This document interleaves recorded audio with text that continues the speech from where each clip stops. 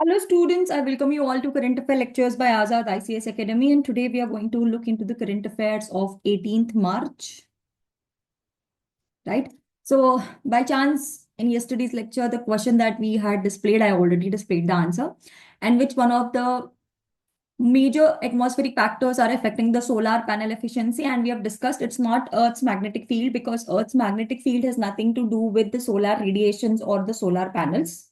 Okay, so hence this is not right. Obviously ocean tides have nothing to do, and the gravitational pull of moon also has nothing to do. It is the air pollution and the particulate matter which are present in the atmosphere, right? Like clouds and the particulate matters which are present in the atmosphere. And if this is your solar panel, then automatically the radiations that are coming will be not of high intensity because the intensity will be reduced by these aerosols and clouds that are present in the atmosphere. So the answer is air pollution and particulate matter. Now we'll see what are the important articles that we have today. Why are electoral reforms necessary? So we have to understand that there is elections and we have electronic voting machines. So we are supposed to discuss about this a little bit. Okay. The Election Commission has initiated political parties or invited political parties to discuss the ways to strengthen the election process. So we want to make sure that the election process is happening in a proper way, and that's why Election Commission is trying to call all the political parties and have a discussion on the same.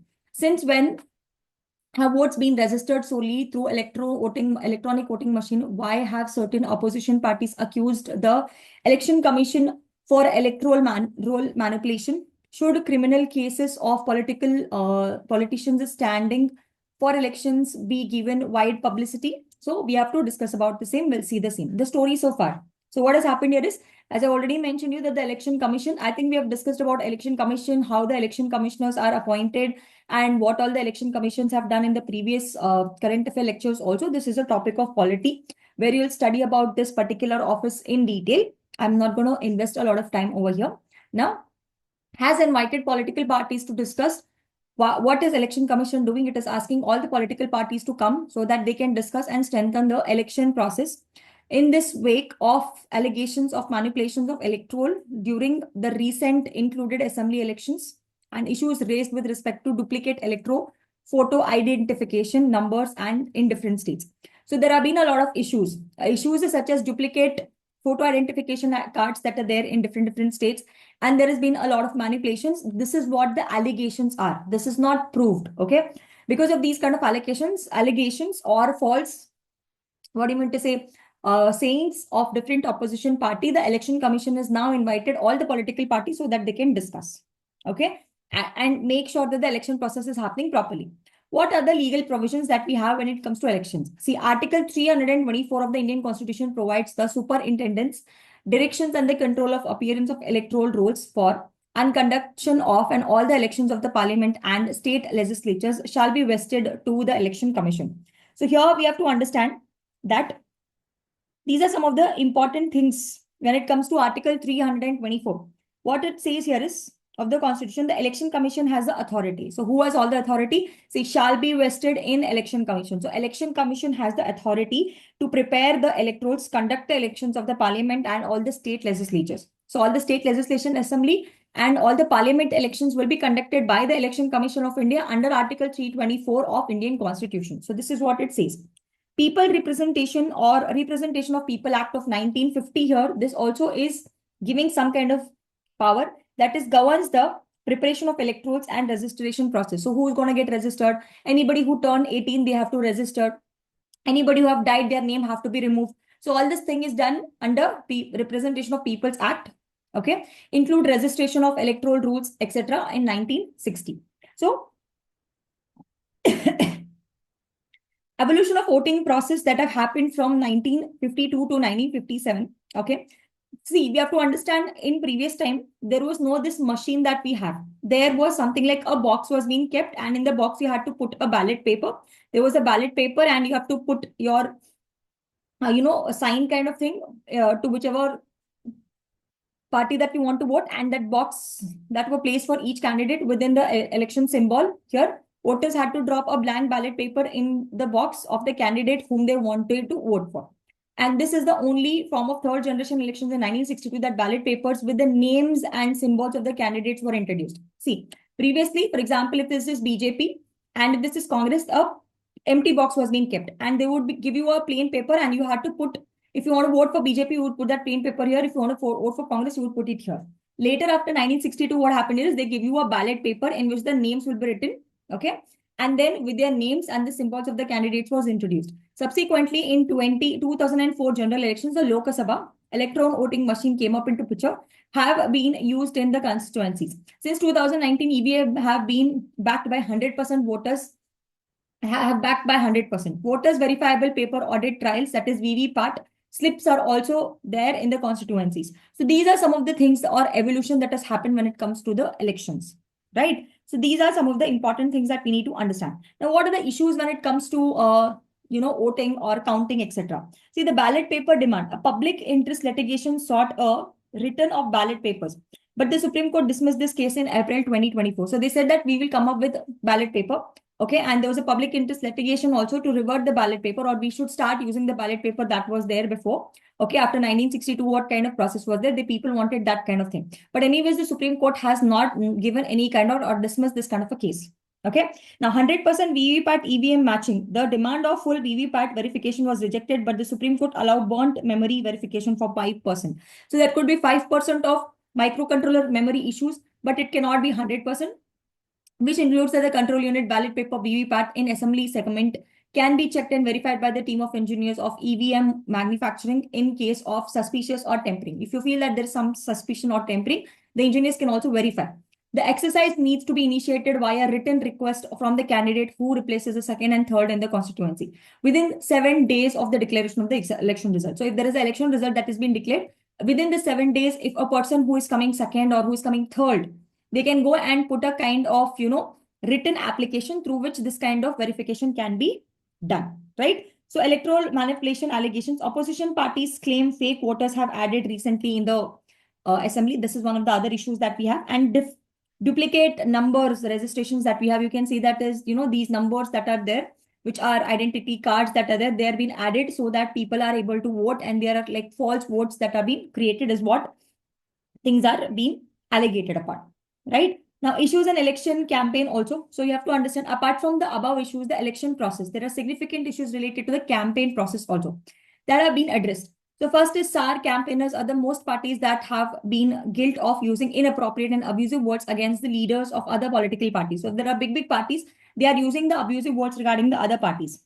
Okay, so here you can see abusive language, appeal of caste and communal identities, and making false claims. These are certain things that the people are doing when it comes to election campaign. They say that, okay, you might have seen that in recently in many states this is being done, right? So that people are talking about, giving this free electricity, free bus for women. So see, these kind of claims are being done, and a lot of false abusive languages are used against the other political parties. So these things are happening. Excessive election spending, candidates exceed legal limit spending, and there is no cap of political party spending. The Lok Sabha elections was estimated 1,00,000 crore in spending. So you can see that this much amount of money is being spent. Even though there is a cap that is being set up, but still you can see that there are a lot of this cap is not being maintained, and more than that amount of money is being utilized, right?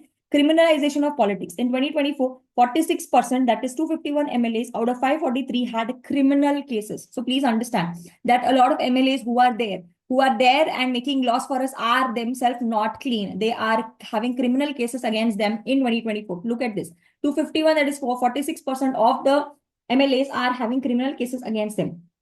Of them, 730, that is 31%, face serious criminal charges, including rape, murder, attempt to murder, and kidnapping. Such kind of issues are also there, and 31% of such MLAs are there, which is a very bad news for us, right? So what is supposed to be done? We know that there is an issue. We know that there are challenges. So how can we address this challenge? What are the required reforms? So EVM and VVPAT improvisation. The first thing that we have to do is we have to improve in the electronic voting machine, and the counting of VVPAT slips should be decided by the scientific manner and divided for each state in the region. So that is first thing they have to do. Sample size should match, scientifically determined by legal level or regional level. If any mismatch is found in the VV slip of that particular region, then there should be counting that should happen. Okay, there should be a totalizer machine that should be introduced as an aggregator. Means there should be another machine that will, count both EVM and VVPAT that will act as an aggregator machine. So these are some of the things. Addressing electoral issues. So linking Aadhaar card. So we have to link the Aadhaar card also with the election ID. So this is one more important thing so that there is duplicate election IDs that are being produced that will get reduced. Apart from this, see, proposed, we also have seen that there are star campaign. The election commission should have a power to revoke leaders' star campaign status if they violate. So if somebody is violating the model code of conduct, then the election commission should get authorization so that they can say that star campaigners credit that is given is taken away from them, right? So this is some things that they can do. Political parties should pay strict penalties under paragraph 16A of the symbol order of repetitive violence or violations. If they are violating a lot of orders and these things, they should be getting some kind of penalization. That is when these leaders will be able to, come as a good leader, right? So tackling criminalization in politics. Candidates and parties must publicly disclose criminal records at least 3 times before the election, so that they're aware that, okay, these are the people who have been accused of this particular thing. So before voting, we are at least aware of what kind of person whom we are voting, right? So in the conclusion, what we have to understand here is, see, free and fair elections are the part of the basic structure of our basic structure doctrine of the Indian Constitution. You cannot change it. Okay. Meaningfully, discussion between the election commission and the political parties are essential. So that is the reason why election commission is calling all the political parties, so that there is a kind of a discussion that can happen. And with this discussion, the elections can happen in a better manner, right? Now, the next important article that we have for today here is that is India and New Zealand institutionalize defense security ties, says Modi. So now you can see that Modi ji is trying to have a lot of good ties with other countries. We have seen recently it is having good ties with Mauritius. We have seen that it is trying to have good ties with China. It is trying to have good ties with USA as well. So you are able to see that it is trying to have a lot of diplomatic relations with other countries, especially when it comes to defense security ties. So let us see. Prime Minister Narendra Modi ji said on Monday that India and New Zealand will strengthen defense, trade, and counter-terrorism cooperation. So here you need to understand there's strengthening and institutionalizing defense, maritime cooperation, and also counterparting. It is also talking about terrorism, but it is, to fight global terrorism. This is something that is important for us. Now, India and New Zealand agreed to strengthen and institutionalize their defense collaboration. They will enhance joint exercises, training, and post visits. The roadmap for bilateral defense industry collaboration will be developed. Both navies are working together to combine Force Task 150 to ensure maritime security in the Indian Ocean as well. So in Indian Ocean, we want to have a proper security. So we are trying to do, here they're working together as a combined Force 150 for maritime security in Indian Ocean. So in Indian Ocean, we want to have a proper security forces. So both the countries are working together for the same. He announced that 2 countries would celebrate the century of sports relationship also in 2026. So there will be a celebration of century sports relationship that we have with the country as well. Trade and economic cooperation. 2 countries have started discussion on mutual benefit trade, beneficial trade-free agreement. So we are going to also have a free trade agreements. The MOU is also being signed between both the countries for the same, right? The agreement aimed to boost bilateral trade and investment. So we can invest, they can invest, there can be a proper trade that can happen. Okay. Now, apart from this counter terrorism and security concerns. So here you can see this particular paragraph or this particular line is talking about mutual cooperation and investment shall be increased in the fields such as dairy, food processing, and pharma. He said that describing India and New Zealand as a part of a common front against terrorism and remind them the 2 sides dealt with 26/11 in attack of, there are similar kind of attacks that have happened in Christchurch, that have happened in New Zealand, and similar kind of attack have happened in India, Mumbai as well, right? So they are talking how India has raised concern over pro-Khalistani activities in New Zealand, emphasizing the misuse of freedom of speech to glorify terrorism. So here there is a kind of terrorism that is happening in New Zealand, and so we want to fight against that as well, right? Now, New Zealand announces plans to expand its diplomatic presence in India for about 60%. The Indian community in New Zealand is 3rd largest ethnic group and major contributor to the country's economy. Both countries will celebrate 100 years. As I already told you, there will be a century celebration that's going to happen in the next year. And we are trying to have a very good relations when it comes to New Zealand and India. So this is all for today, and we will see the questions for today. I have given 2 questions and both of them are related to election commission. So try to have a look at these questions. They may come in your prelims. So or there is a possibility. So what technology addition was introduced in 2019 general election? So try to know, was it a biometric verification or whether it was a blockchain voting system or internet-based voting system? What was it exactly? And similarly, what other measures did the Supreme Court, direct regarding EVM in April 2024? So you can also discuss this question. We will see the answers for this in tomorrow's lecture, but I would like you to put your answers in the comment section. If possible, also put in some of the comments and explanation to the answer that you can. So thank you so much. If you have any comments, if you have any suggestions, I also welcome you to put that so that there can be some kind of improvisation that I can do. Thank you so much for your patience.